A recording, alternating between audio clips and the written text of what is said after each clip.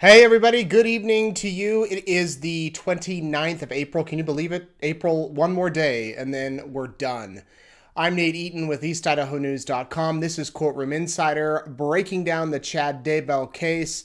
And we have a lot to talk about tonight. I hope you are ready to dive in. My first day back in the courtroom in over a week after my little vacation. And it was so nice to be back. So nice to see the deputies and those of you who were attending the trial today. Met several people from Utah, Idaho. The woman at the front of the line from Texas got there at 3:15 this morning. I kid you not. She said she waited across the street in the grocery store parking lot to make sure she got a spot. She's only here today.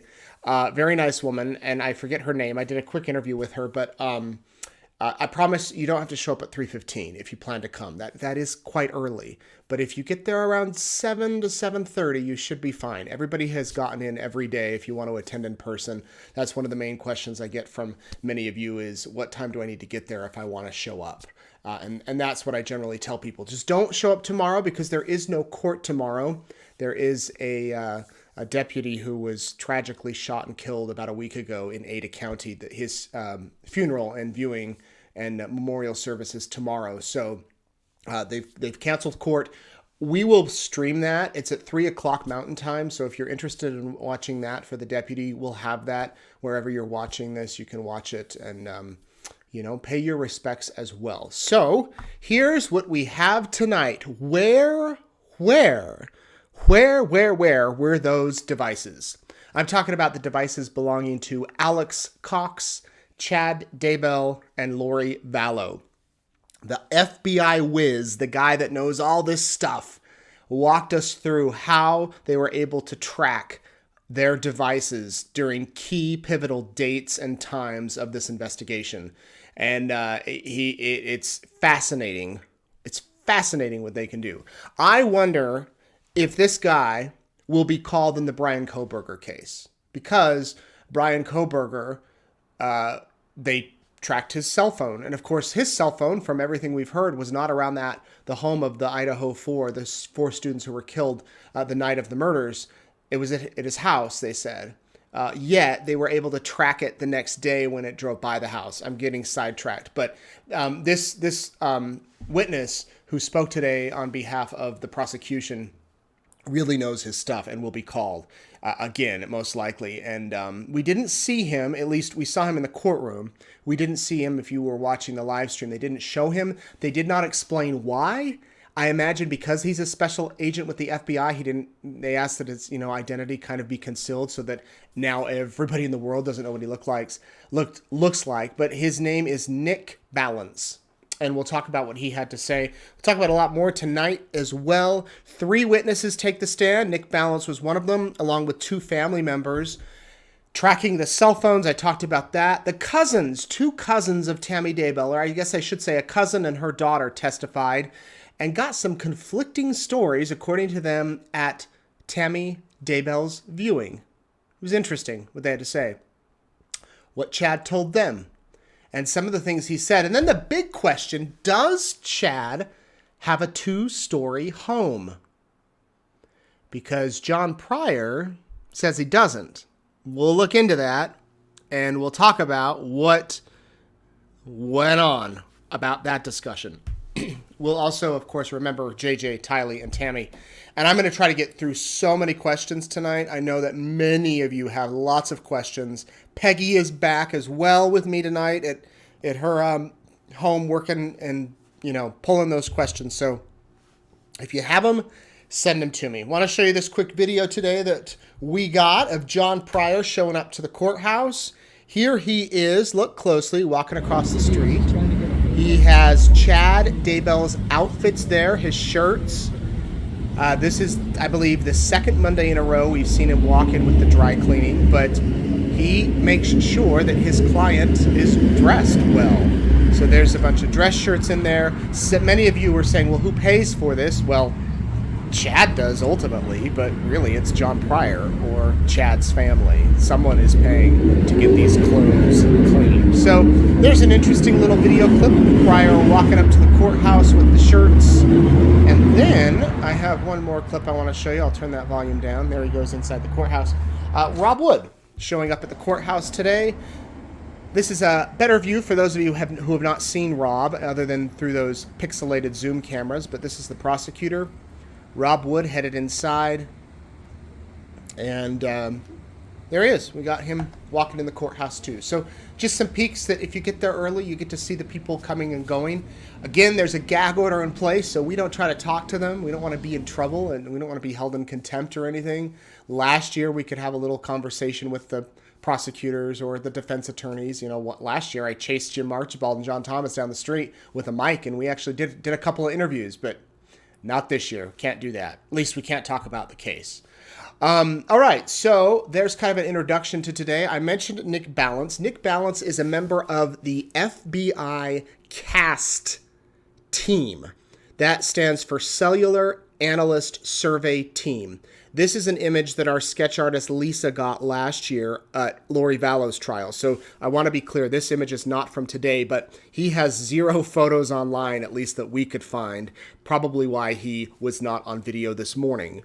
But we did have this sketch. He talked about the training that went into joining the CAST group and how there are 70 to 80 FBI agents in CAST.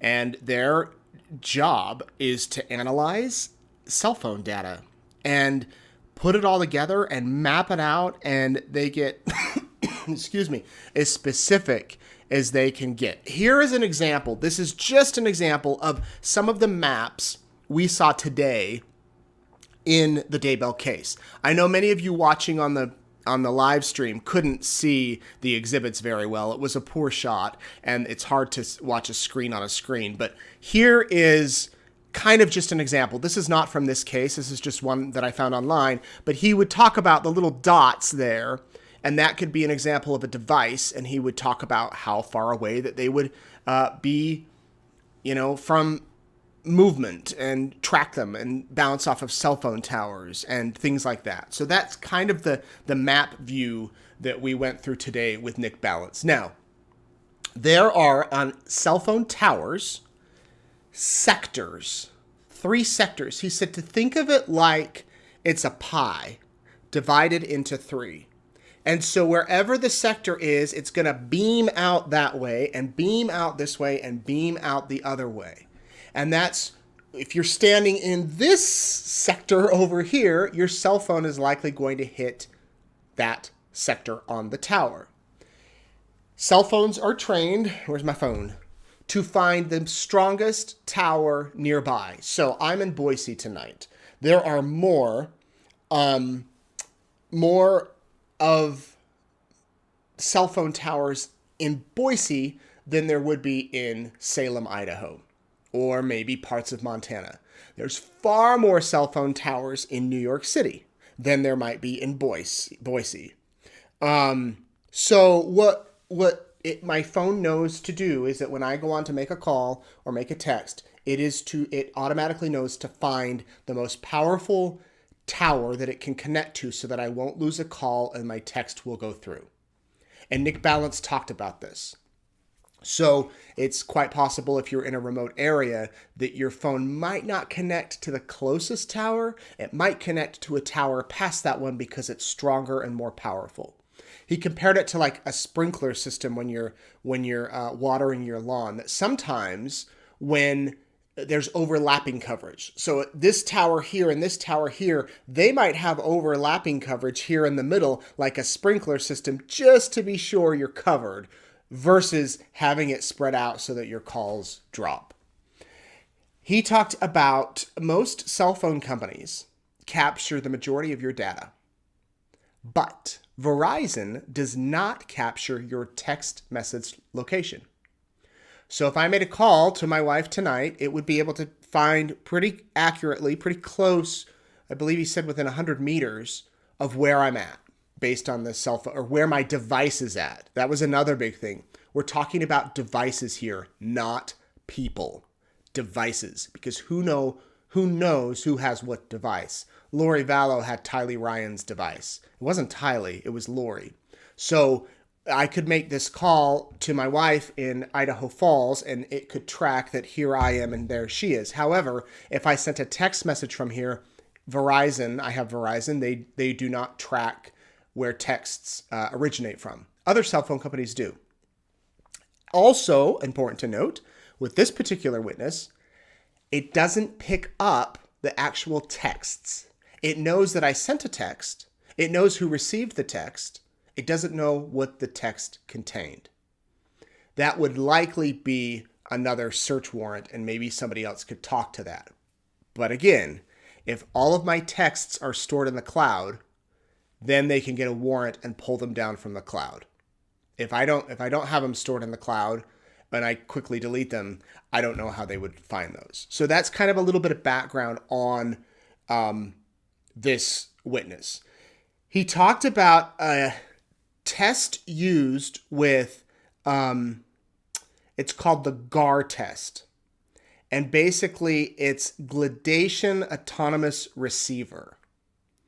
And what he did is he goes out, what he did after those children were found on Chad Daybell's property, he got in his car and he drove from St. Anthony to Rexburg and everywhere in between with this machine tool, I don't know how you want to say it, this GAR and receiver.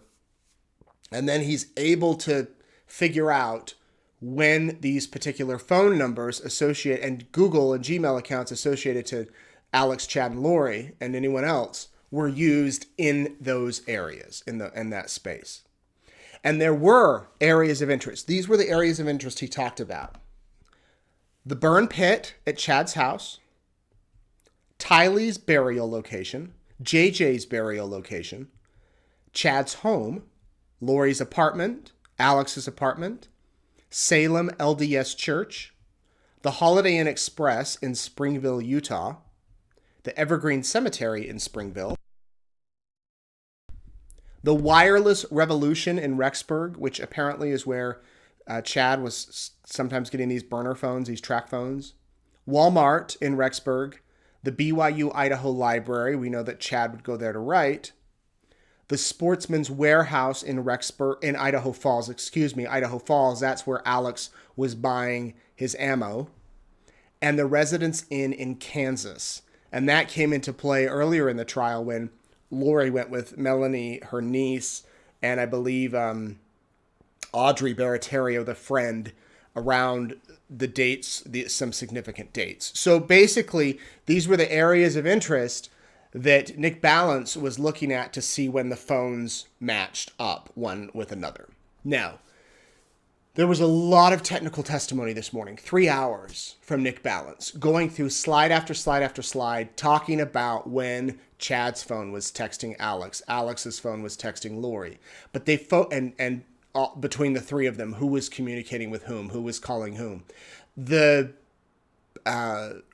point, bottom line, is that on the night that Tammy Daybell died, there was activity. On the morning that they believe Tylee Ryan was buried, there was a lot of activity. On the morning they believe JJ Vallow was buried, there was a lot of activity in and around Chad's house, calls from Lori at her house, all this back and forth between the three main characters. There was a map showing Alex Cox the morning of after JJ died in the night, driving from Rexburg up to Chad's home, detailing where he was on that property, where his device was on that property. JJ was buried near the irrigation pond. Well, Alex's device was spotted there multiple times. Tylee was buried near that fire pit. His device was spotted near the fire pit. I'm just going to give you a little sample of some of what the testimony was like for Nick Balance when Rob Wood questioned him. And then I'll play a little bit of the defense of John Pryor asking him some questions. So this is about 2 minutes. So this specifically is looking at September 9th from 7:20 in the morning until 8:04 in the morning. The tower at the top is associated with the 0143 phone, which was associated with Chad Daybell. That's utilizing a tower and sector that provides coverage to the Chad Daybell residence. And then there are multiple text messages and then a call at 8:03. And then, as I mentioned before, Verizon does not record the location information for text messaging. So because of that, we can see that the text messages are being exchanged with the Lori Vallow 4652 phone, but we don't see the tower and sector that her phone utilized in those text messages. We do, however, see on the phone call that occurs at 8:03 from the Daybell 4652 phone to, I'm sorry, from the Daybell 0143 phone to the Lori Vallow 4652 phone, we see that the Lori Vallow phone is utilizing a tower and sector that provides coverage to her residence. And what was the date and time frame for these conversations? Yeah, so the text messages were 7:20 in the morning, 7:42, 7:53, 8 o'clock, and then 8:03. And then the phone call is from the Daybell 0143 to the Vallow 4652 phone at 8:03. Okay, so that was just a sample of, I just pulled a random, not a random clip, but a clip that I thought showed that that's kind of how the testimony went. He went through when Lori was here, when Alex was here, when Chad was here. It can be a little tedious, to be honest with you, to hear all the testimony, but it's so important, and it shows the jurors that these people were actively communicating during key pivotal moments in this case. The jurors were alert. The jurors were watching. They have screens in front of them. Every like 3 or 4, they share a screen. They were watching the screens. They were watching Chad. They were taking notes. 3 hours is a long time to hear about this on a Monday morning, but that's the evidence that they brought in through this casting. Well, then John Pryor got a chance to question Mr. Balance. Now, and this will explain it, the system that the FBI uses to do these casting experiments, or is part of the cast team, I should say. It's a company that designs this technology for law enforcement. Like, it's just for law enforcement. And so Pryor tries to make the point that, well, are we just supposed to believe the government that does this, that has this tool and goes out and says, this is how it is, because there's no way to question it ourselves. It's not like I can go buy one of these things. Here's his line of questioning. You mentioned this a couple of times with the prosecuting attorney. You mentioned the term gladiator forensics. Yes, sir.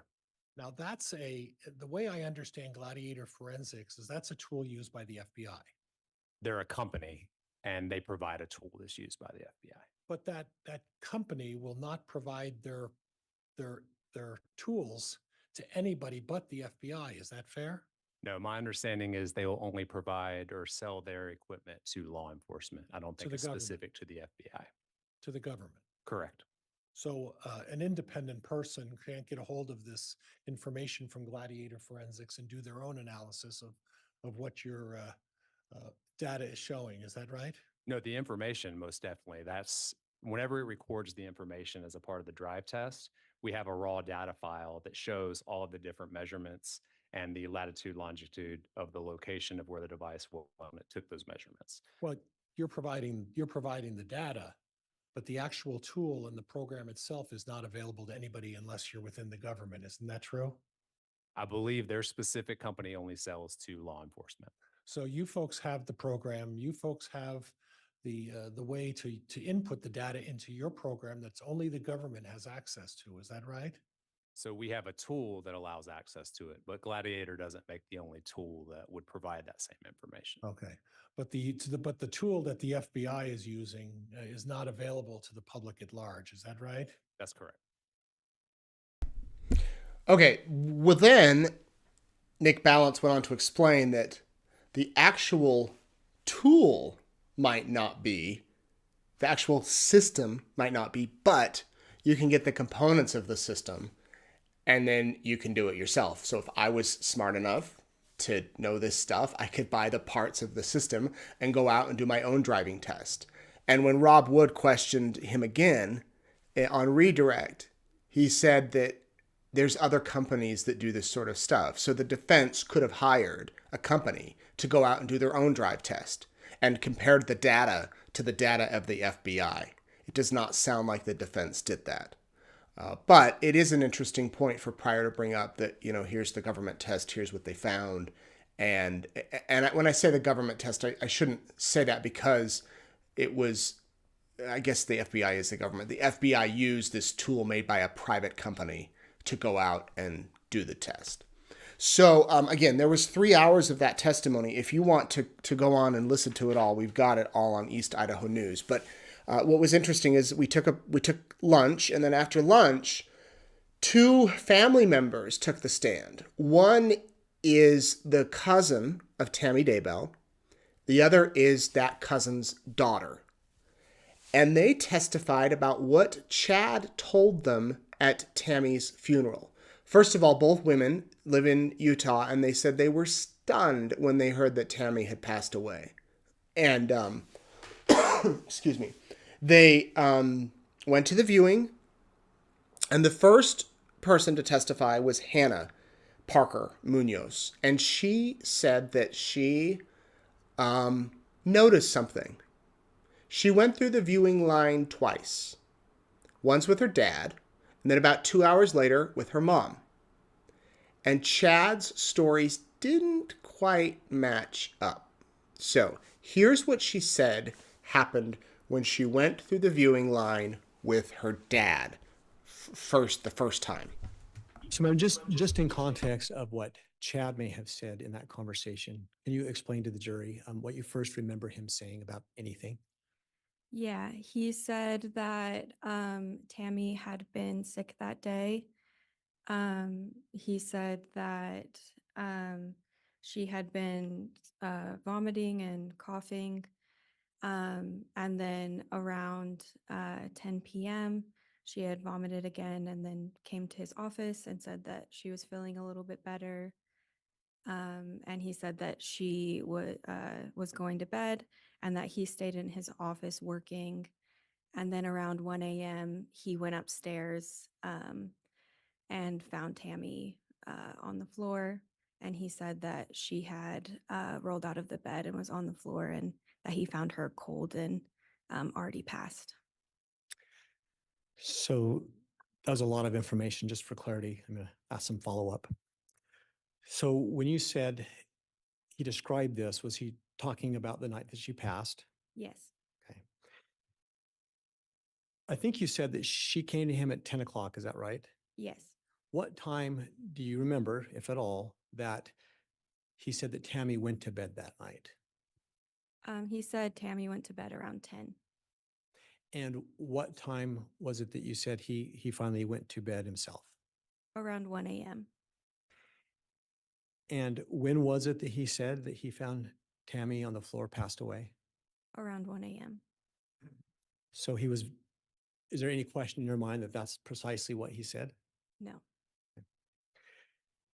During that interaction with him, did you observe anything about his tone or demeanor? Yes. What did you notice? I noticed that he seemed calmer than I would have expected, and that he would get emotional only when my dad would get emotional and then would stop, like once my dad stopped crying.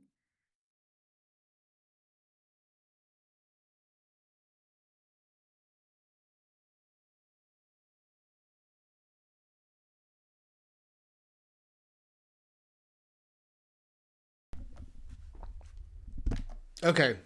I thought there was a little bit more there.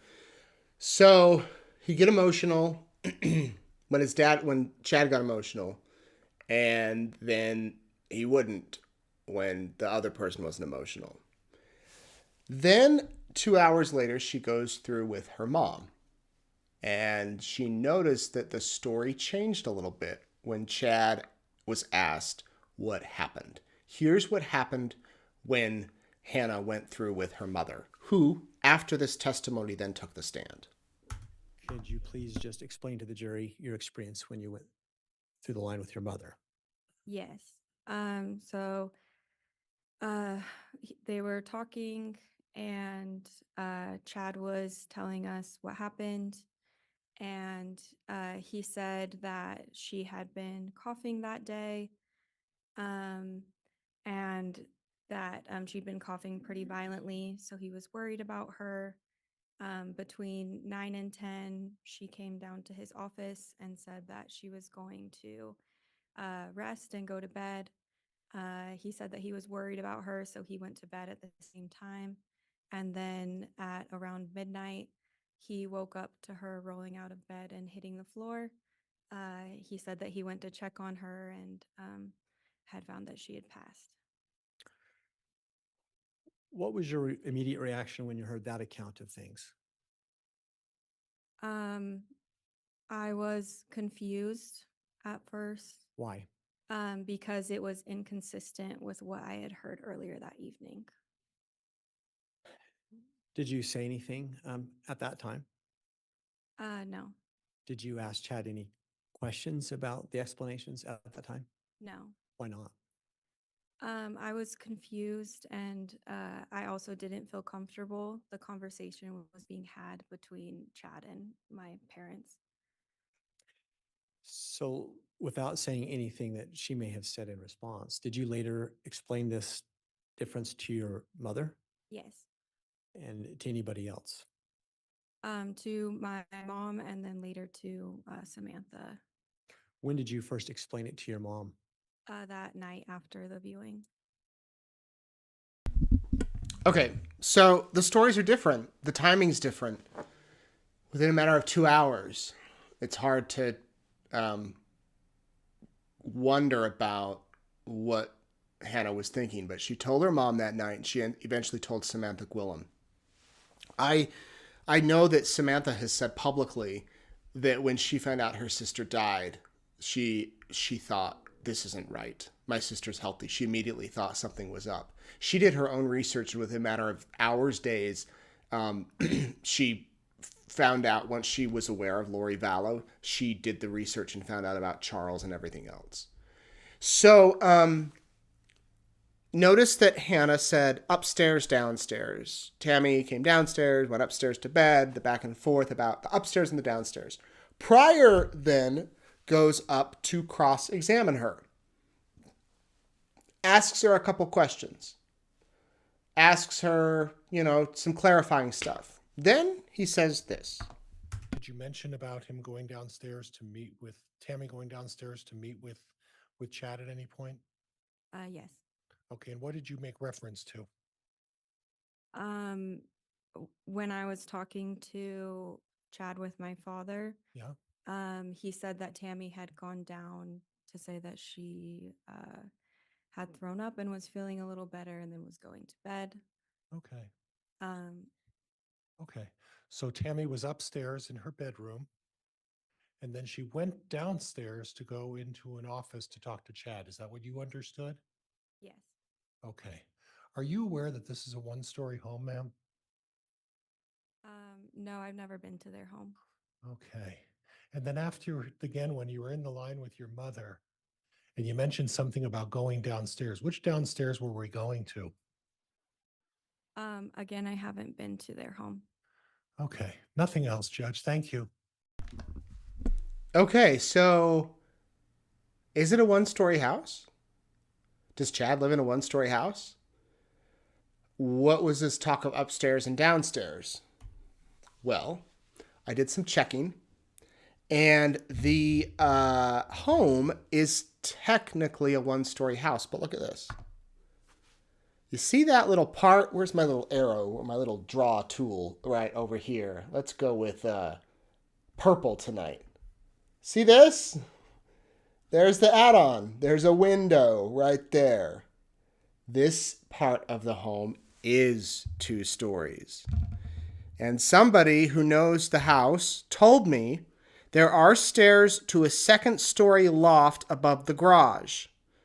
Technically, it could be a 2-story home, or at least that part of it. Chad could have been upstairs writing, or someone could have been up there sleeping.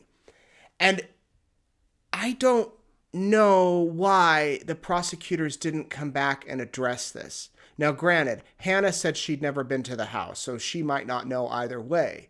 But the second I heard this talk of is it a two-story home, I seem to recall somewhere hearing that Chad was sleeping above that lodge, that loft, and in the loft. In fact, I believe it was last year they showed photos from the top of that loft out the window to show where the kids were buried. So I was a little surprised that the prosecution didn't come back with that. And maybe they will. Maybe they will with another witness. I hope they do. Because if, as a juror, instantly, you might have questions about what she said. Did she hear right? What was that about? What was the upstairs, downstairs? It's a one-story home. But this photo that, by the way, many of you sent to me, thank you. I saw it on Twitter as well. People were saying, wait, don't forget about the addition. That helps show that, yeah, there might be more to the two-story thing. But granted, the rest of the home is flat, is one level. So then after Hannah finished, we had her mom take the stand, and her name is Patricia Later. And she is the first cousin of Tammy, and I would say that this was probably some of the most emotional testimony we've heard. She was very close with Tammy. They were raised very close to each other in California. They moved to Utah together. Patricia came from a single mom, and so they were always hanging out together, her and Tammy. They got teaching jobs together at the same school when they moved to Utah and were a little older. And she talked about what happened at the viewing as well, what she heard. So I'll play a little bit of that, but also a little bit of where she talks about how close they were, their relationship. When I lived in Springville, we worked at the same school, elementary school, Art City Elementary, for about 2 years, I think. Art City Elementary. And she was the computer tech, and I was teaching. I taught 5th grade for a year, and then I taught 3rd grade. And she would come down and leave little notes.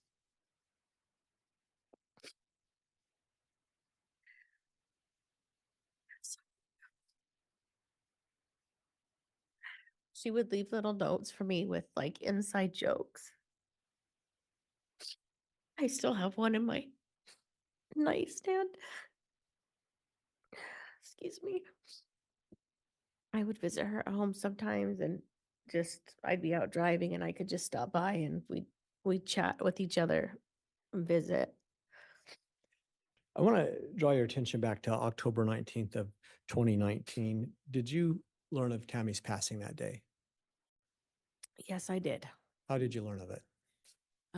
My mom called me.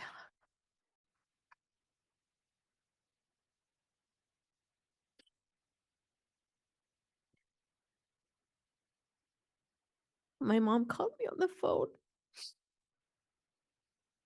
And she was crying hysterically and told me Tammy passed. And it didn't register who she said, because it didn't make sense that my cousin Tammy had passed. So I said, who passed, Mom? And she said Tammy, and I still didn't make sense. And I said, who are you saying? And she said, Phyllis, my Aunt Phyllis called and told me that Tammy passed. Why was that confusing to you?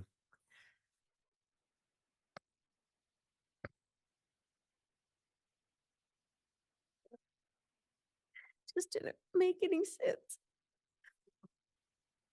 Why not? She was so young and healthy.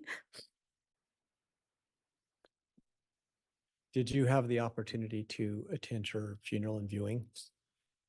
Yes, I did. I attended both the viewing on Monday and the viewing prior to the funeral on Tuesday. Which Monday and Tuesday relative to the date she passed, do you remember? The ones following it was really quick. And you did attend the evening viewing on Monday? That is correct. Who did you attend it with? I went alone. I had, when I found out she was passed, I actually was on fall break in California.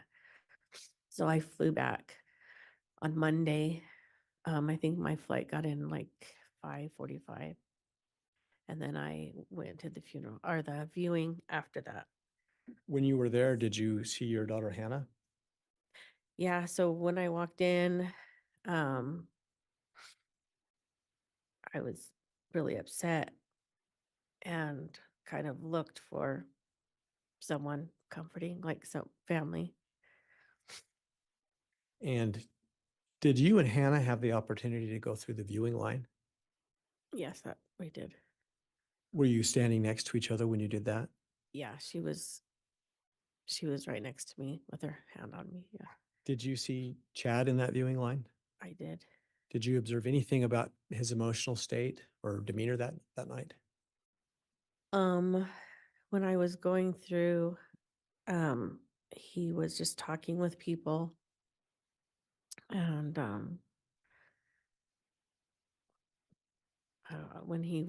when someone would cry, he would cry, but he was mostly just visiting with whoever was coming up to him. Did anything about the way he was acting strike you as unusual?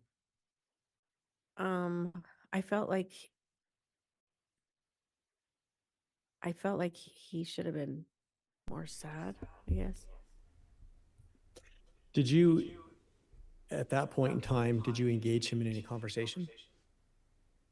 Well, I had gone through the line really quick the first time, and then the second time, I went through and hugged her kids, and then walked past the casket, and then went and talked to Chad. Was Hannah with you when you went to talk to Chad? Yeah, yes, she was. Can you explain to the jury what was it that you and Chad talked about? What did Chad say? I just went up to him and told him I was sorry for his loss. And we hugged. And I asked him what happened. Did he say? He said that Tammy wasn't feeling well and she was coughing a lot. And she threw up. Well, he asked if she was okay. She threw up, and she came to tell him that she threw up and that she was going to bed. Um, he asked her if she was okay, and she said yes, she's feeling better after she threw up, and then she went to bed. Okay, so those are new witnesses. We did not hear from them in Lori's trial. We're hearing from them now. And what's interesting is that they kept the second witness, Patricia, under subpoena. The state said they intend to call her again. So she must know more, or it must be testifying about more. Pryor got up to ask her about how often she communicated with Tammy. And he said, we pulled phone records. And there wasn't any documentation that you talked with Tammy at all for a year before she died. And Patricia said, that's not correct. I would Facebook message her. I would text her. They may not have spoken verbally on the phone, but she did admit that after Tammy moved to Idaho, the communication tampered down a little bit. They weren't as close, but she disputed what Pryor said about not talking to her in a year and said that they did talk with each other.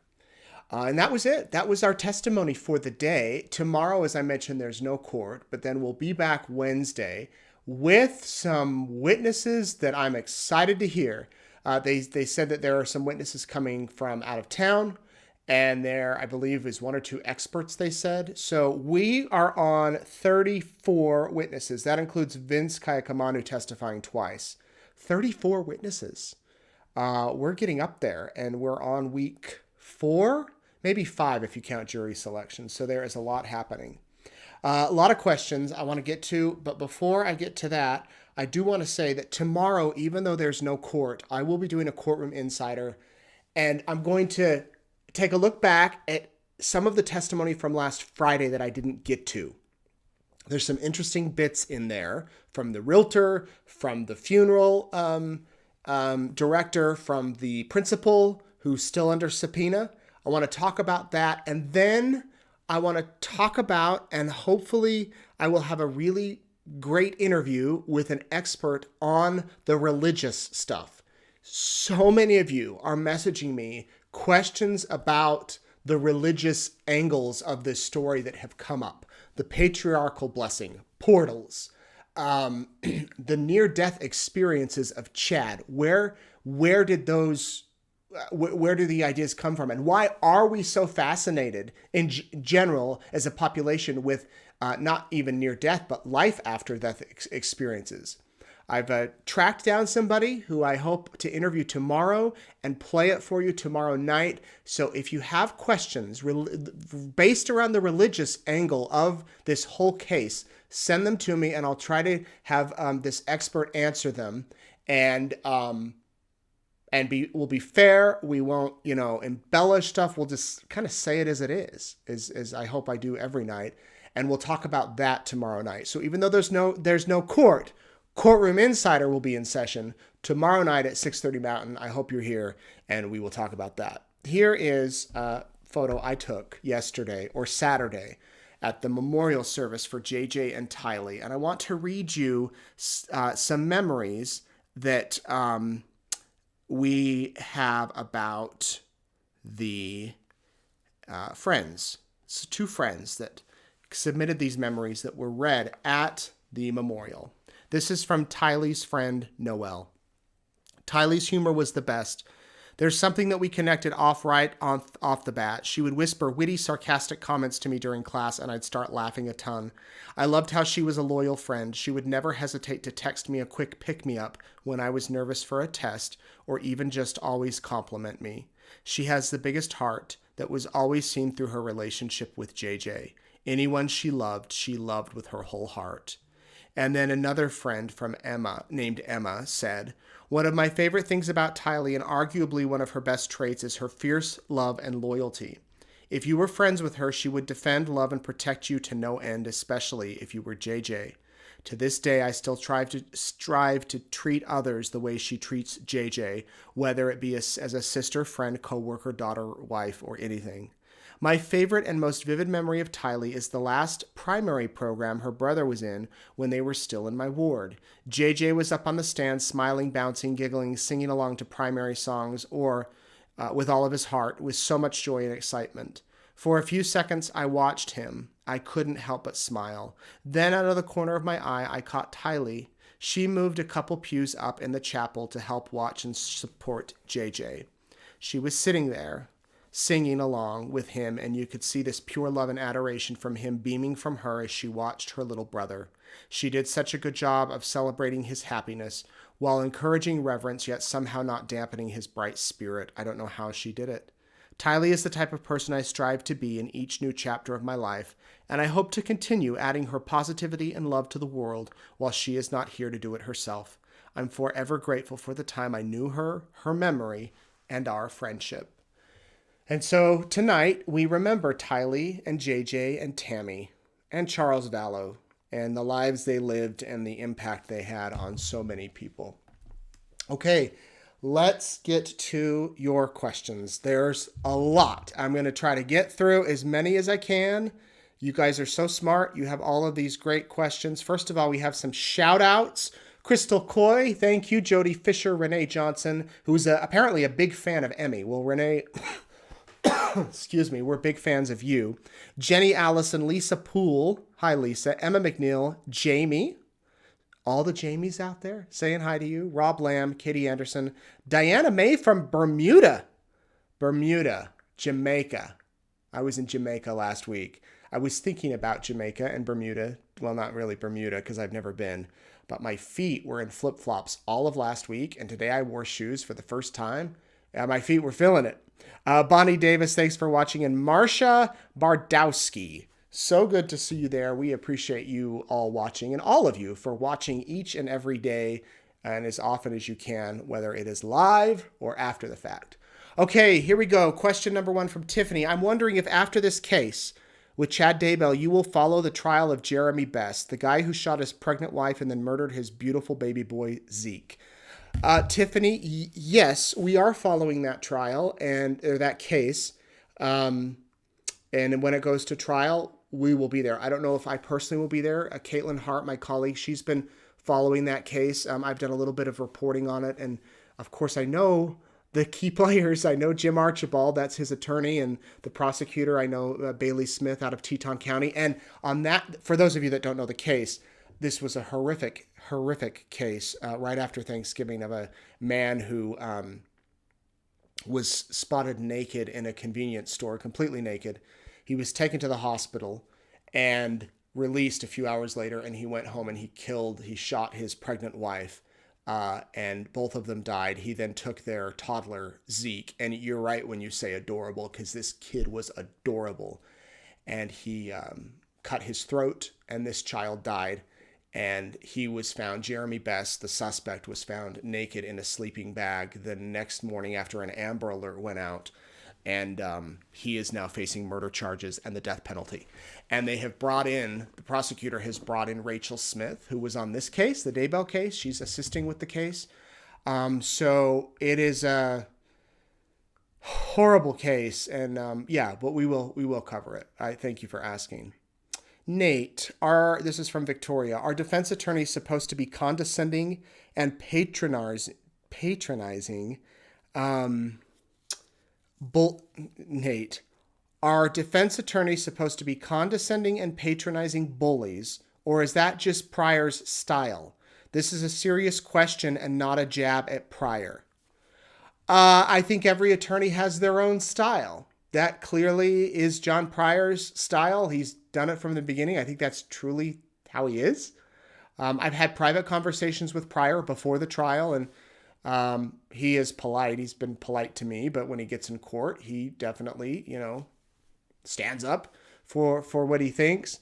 I've seen other defense attorneys who are far more timid, or far more. I remember Jim Archibald in the Lori Vallow trial when he had to play the 911 call, or the call that Summer made to Lori in jail. He stood up and he said, "I'm sorry that you had to hear that. I'm sorry you had to listen to that." So that must just be his style. And then part 2 of your question, for years it sounds like Lori was traveling all over the place, including numerous trips to Hawaii. How in the world could she afford such a lifestyle? A lot of people have that question, Victoria. Charles made good money. And there was talk and testimony about her using the cards and emptying out the bank accounts. And she obviously was getting money from the Social Security of the children. And so, yeah, I believe that's where the money came from. Judith. Hi, Nate. I'm glad you and Erica had some lovely time with your friends at their wedding and celebrated your anniversary. Thank you. I have a question. Victims in the Daybell case can follow it daily, even if they're witnesses. The prosecution has now called Vince Kayakamanu twice. He's not under the ban not to follow the case. I don't understand why. Will you please explain? Judith from Massachusetts. Or wait, I'm sorry, Jay from Massachusetts.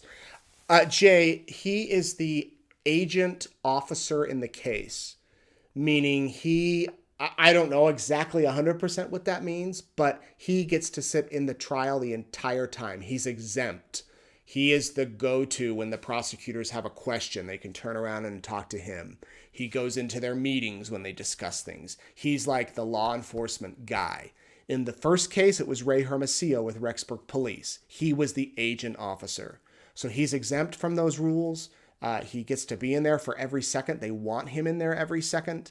And he can kind of help be the cop in the case with the prosecutors. So that is why. And he could get called three more times, or he could be done. But that's kind of how it works. Nate. My husband and I need to know, this is Emily, do you think the instance where that Mountain Home attorney tried to intervene or slow down the case and delay the trial was perhaps a John Pryor tactic? I mean, he tried to get off the case just before jury selection started after stating he wouldn't do that a year before. I don't know if John Pryor was behind that. Because there probably would have been a little bit more coordination to not have it drop at 11:45 the Friday before the trial. There probably would have been some spell checking involved in that motion, which, by the way, is still sealed. We haven't been able to get it, so I don't know what was inside that motion. But I don't know if Pryor was. He did say that Pryor had contacted him, but remember, John Pryor also said he contacted multiple death penalty attorneys and couldn't get any of them to work with him. So, yeah, I don't know if it was a tactic from John Pryor. John Pryor may have welcomed the continuance or may have welcomed a little bit of a delay, but it didn't happen. Nate, what is the hardest part about covering this trial? Amber. Amber. Well, I would say this one, mentally, there's a lot of hard things, but again, it's not my job is anywhere near as hard as the prosecutors and the police and all the guys that are really researching this daily. But physically, it's hard to sit there every day. I'm used to being up and about, and so sitting on wooden benches is hard physically. Mentally, being tuned in all the time, writing everything, that can be a little taxing. It's hard. This time around, it's much harder to be away from my family. My son and daughter have their soccer games on Wednesday nights, the whole season. So I don't get to see any of them, and that's really hard for me. My other son has soccer games on Saturday, so I get to see those. But just being away from home, it's hard. But living in a hotel is hard. Please, I sound like I'm complaining when there's so much more. But and I've been a little sick this trial. I'm okay, everybody wondering, but I got sick about a week and a half ago, and it just hasn't gone away. So yeah, those are kind of the hard things, but I'm grateful that I get to do this and report to you all every night. Nate, what is your go-to meal at Chick-fil-A? And vanilla or chocolate ice cream? Yo, your friend Bo. Bo, you sounds like you are my friend. I love everything at Chick-fil-A almost. And I think I really love, I don't know, anything from there. I like the original sandwich with the pickles, but I'm trying to be a little healthier, so I love their grilled nuggets, love their mac and cheese. When it comes to ice cream, I don't think they sell chocolate ice cream, but I do love, if you said here vanilla or chocolate, excuse me, I would take chocolate with lots of stuff in it, chunks of Snickers and Rocky Road and nuts and marshmallows. I don't like plain ice cream. It's got to be loaded with stuff. Nate, what do you do on your days off? Like on Tuesday, will you be back at the courthouse in case something happens? Ooh, good question. Well, when court gets out early, especially on Friday, I go home. Today I got caught up on a bunch of other work. Tomorrow I won't go back to the courthouse unless a last minute hearing is held. But tomorrow I'm recording something with Nancy Grace in the morning for her show. And then I have an interview with a religious professor that I talked about a minute ago. I have a lot of other work that I have to do with East Idaho News that isn't about this case. So I'll be getting caught up on that. I might, one of the producers from Court TV today was showing me a beautiful hike in Boise that I'll probably go on tomorrow. I might run over to the mall. I had a bunch of returns from Macy's for my wife, and I forgot them all at home, so I would be doing that. But I don't go back to the courthouse, but I am still working. Do you ever cry while covering stories like this? Yeah. I think I've shared before that this case, I didn't cry until the children were found. It was the day after my daughter Emmy's birthday in 2020, and she turned 7. And they found the kids that morning. There was a press conference that night. It was like an emotionally exhausting day. And I remember going home at like 9 o'clock at night, getting in the shower, and I cried for the first time in the case. And then a few nights later at a vigil. So yeah, I do cry, but I'm not much of a crier. I've reported the news for 18 years, and My job is to inform and not let you have a reaction to that, if that makes sense. If it touches you, you can cry, but if it doesn't, you don't have to cry. So I don't cry a lot. And if I do, I would probably do it off camera. Okay, we have some more. Here we go. Oh my gosh, we have a lot more. Nate, what does it mean when an attorney objects and says the other, it's not for the truth of the matter? It's not for the truth of the matter. I think I know what you're saying. Well, first of all, anytime the attorney can object to a question or an answer that someone's giving, and so if they object, they have to give a reason why they're objecting. So if it's not for the truth of the matter, I'm not a legal expert, and I believe that I've heard that. So let me look. Objection in court, not for the truth of the matter. I will tell you. Oh, okay.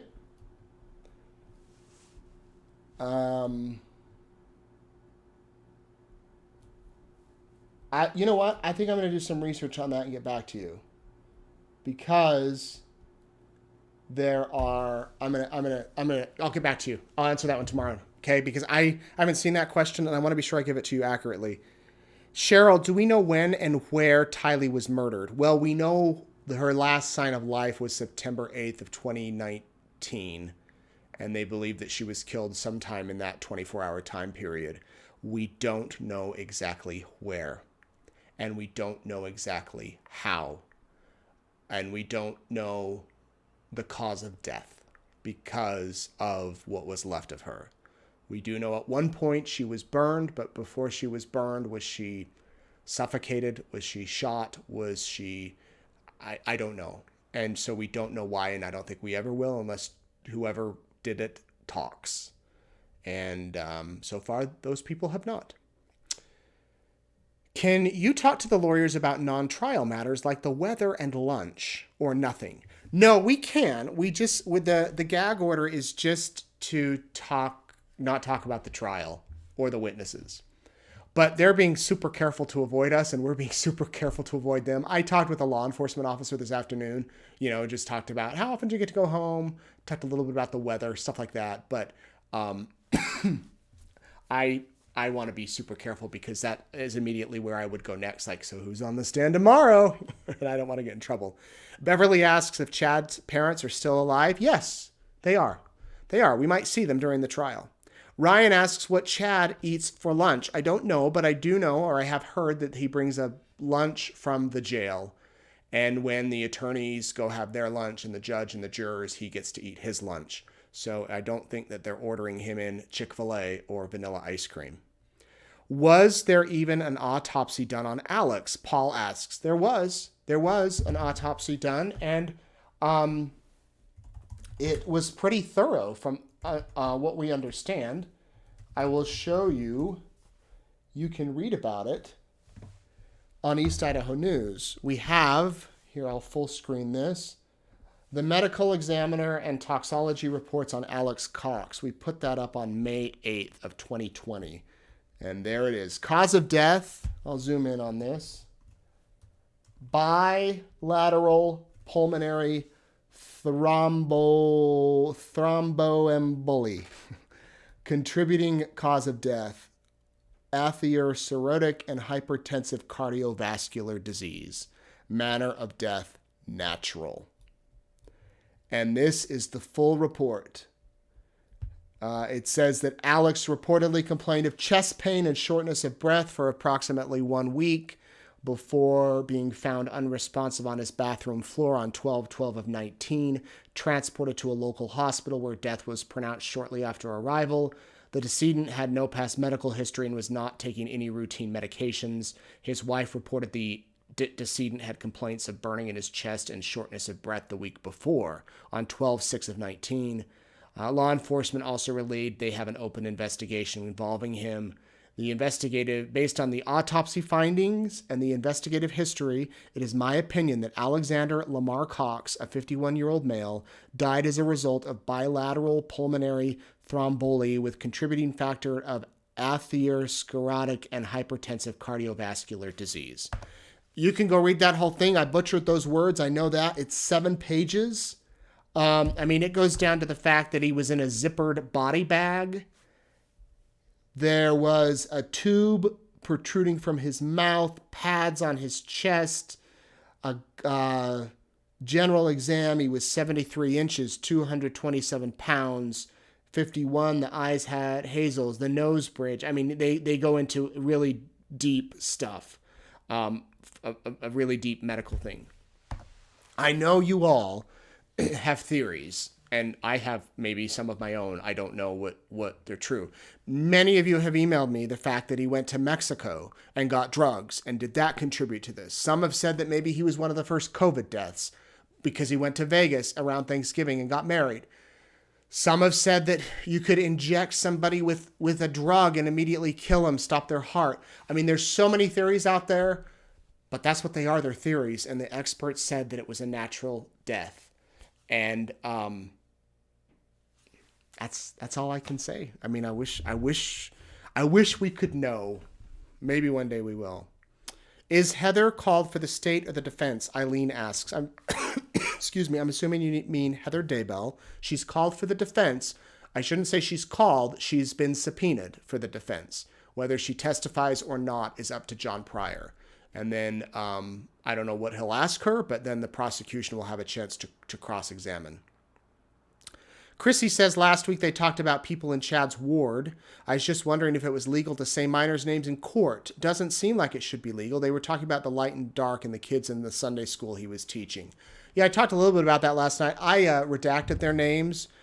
I don't think it's illegal. You can say names. I could say the names for you right now. A lot of times in police reports we get, minors' names are mentioned. We don't, as a news organization, report them unless it's like a fatality. There'd have to be extenuating circumstances. If a minor is charged as an adult, we will report that. But we generally won't interview kids unless their parent says it's okay. But legally, we can interview a kid. It's not illegal for the news to talk to a kid. It's not illegal for John Pryor to mention the names. He maybe could have redacted them, but it was in court, and that's what the report said. So, yeah. Can you please remind us why Chad and Lori weren't tried together? It sure would have saved the taxpayer. They were set to be tried together, and man, I kind of wish they were. Imagine witnessing that. But Lori did not waive her right to a speedy trial. Chad did. And Chad was willing to wait. And Chad's attorney needed more time because it's a death penalty case, and you have to hire a mitigation expert to do all the research on Chad's life to basically fight for his life in case he's found guilty. Lori's attorney said, we don't have enough time to have this case ready with our mitigation expert to do a deep dive history into Lori's history. Plus, the prosecution had given some evidence late, and it was intensive from what they argued, the defense argued. And so the defense said, we're not ready for the death penalty case. So, and she's not waiving her right. So the judge solved it by saying, okay, we'll take death penalty off the table. And honestly, for a defense attorney in a death penalty case, that's a win. That's a win. Lori Vallow was probably smart in the fact that she fought so hard not to waive her right because the death penalty was off the table. And that's why they're being tried separately. I think there was some hope after Lori Vallow's guilty verdict that Chad would have settled, but it never happened. Did Tammy start the high fit after she learned about Lori? No, I believe she started that long before she did that. She and her daughter started to go and work out. Sambia says, have heard one of Chad's children will not testify because they know Chad killed Tammy. Have you heard this? I have not. And I don't know where we hear a lot of stuff, so I have no idea. Nate, help settle a debate. Did Chad and Lori ever state a specific date for the end of times? If so, why would this not be brought out at trial? The word was the world was going to end on July 20th, 2019.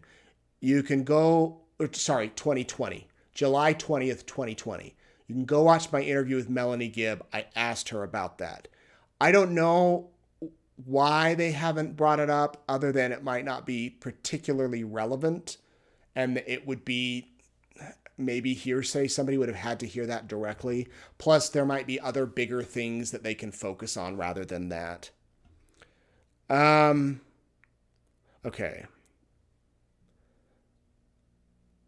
Marta says this might be a weird question, but I've been trying to catch up. What on earth happened to Tylee's Jeep? The police seized it, and I believe it's still in Rexburg in the impound lot. I think they still have it. Nate, please see a doctor for your cough. I'm very concerned. You've coughed for weeks. That's strange, isn't it? Thank you very much. My wife says the same thing. I started this cough, man, it has been a couple of weeks, and it was really bad. And I got sick, and then I was fine, and then the cough just won't go away. So, and it's like now annoying to where it won't go away. So I'm drinking plenty of water, and I have cough drops. I did tell my wife today, I said, maybe I should call the doctor and just be like, if there's any doctors out there, tell me what to do. It's just the cough. I'm fine everywhere else. Can you turn on closed captioning for your videos? Okay, here's the thing. Because I'm live, Facebook, if you're watching on Facebook, you can get automatic captions. Facebook has a tool that will take my words as long as I speak clearly and transcribe them. YouTube, if you're watching on YouTube, that will happen, but not till after I'm done live. When I'm done live, you can go back and hit closed captioning and watch, and it will show up. In order for me to have live captions during this program, I would have to hire a transcriber, and that would cost us a lot of money. We don't have a budget for that. So that's why. I'm sorry. So if you want the captions and you can watch on Facebook, go to my Facebook page and watch. If you're fine without the captions, do that. I know last week some of our reporters who did the updates had captions because those were pre-recorded. So on our pre-recorded videos, the captions load in, but otherwise they don't. If Lori gets called to testify, would she do it from Arizona and get to come to Idaho? Yeah, if she gets called to testify, they're going to bring her in. She won't testify on remote. Why haven't they asked Melanie Gibb and David Warwick where they recording of the podcast the night JJ went missing? Well, they did. They recorded it in Lori's house. That was from Saul. I don't know if they went more specific. I don't know why they haven't asked more specifically. I heard that Lori has a new attorney in Arizona. His name is Gerald Bradley. Her previous attorney no longer works in that office. Lori refuses to waive her speedy trial. Can you confirm this? I sure can. I just got this right when I was coming on. In fact, I was a little bit late tonight because of this. Lori Vallow does have a new attorney in her case. Gerald Bradley and Danae Suki. And it's been deemed a complex case. She has a hearing coming up, and she has waived her presence. Kind of surprised me with Lori because she never missed a hearing in Idaho. She's waived her presence, and the trial is assigned to start August 1st at 9 a.m. There's a hearing on June 5th and July 25th. Now, she has a brand new attorney, so I doubt that trial is going to happen on August 1st. I was just texting Justin Lum in Arizona, and I said, please don't make me come to Arizona in August. Let's have this trial in January, don't you think? Right after Christmas, go down to Arizona, 4-week trial. There's not a better place to spend January. Okay, a couple more questions. Thanks for hanging in there, everybody. In Tammy's own words, this is from Glenn. In Tammy's own words, said Chad and Garth ran after the shooter but could not find him because it was too dark. Why can't the prosecutors figure out if it was that dark? It would make it harder to identify what kind of gun he had. Not quite sure what you're asking, Glenn. I guess they could talk about the darkness. The sun, I think that day set around 6:30, so they could say it was dark out there. And so many of you have said, why isn't there doorbell footage? This, if you've been out there, it's in the middle of nowhere, not middle of nowhere. It's remote. Nobody has doorbell cameras. And even if Alex took off running behind the house, there aren't any homes. It's farmland. So I guess they could make the argument that it was dark, and that's why they couldn't figure out what type of gun.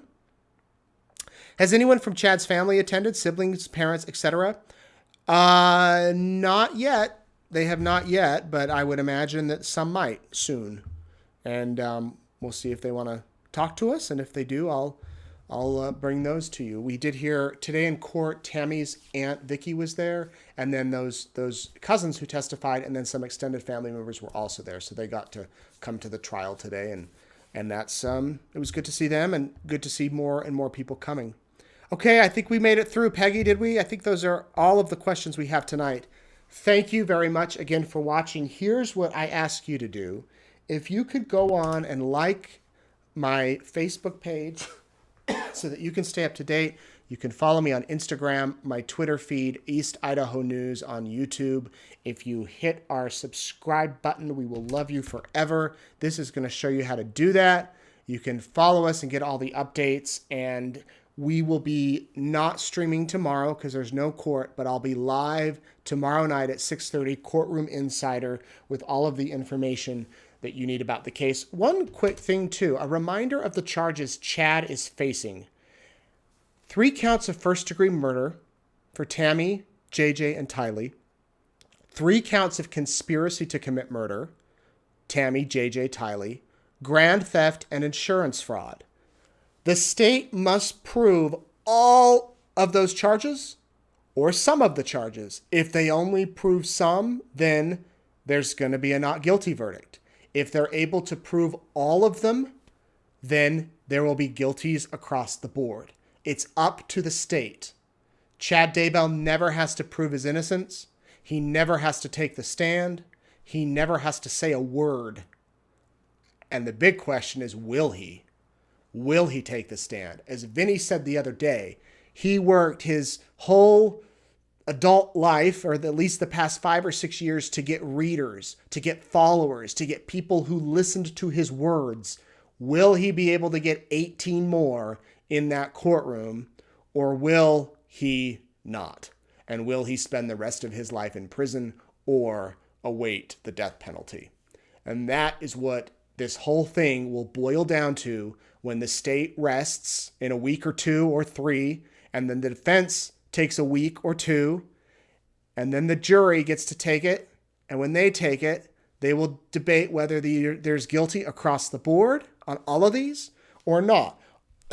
All it takes once they have those verdicts, I mean, one person has to hold out, and then it could not be there. And with the death penalty, one person can go in that room, one juror, and say, I will not sentence him to death.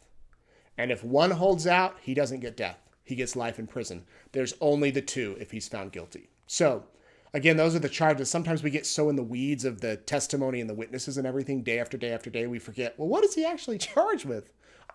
I know he's facing murder, but what is he charged with? All right, everybody, good to see you. Join me tomorrow night. Appreciate you being here. Have a great night. I'm going to go take some cough syrup, okay? See ya.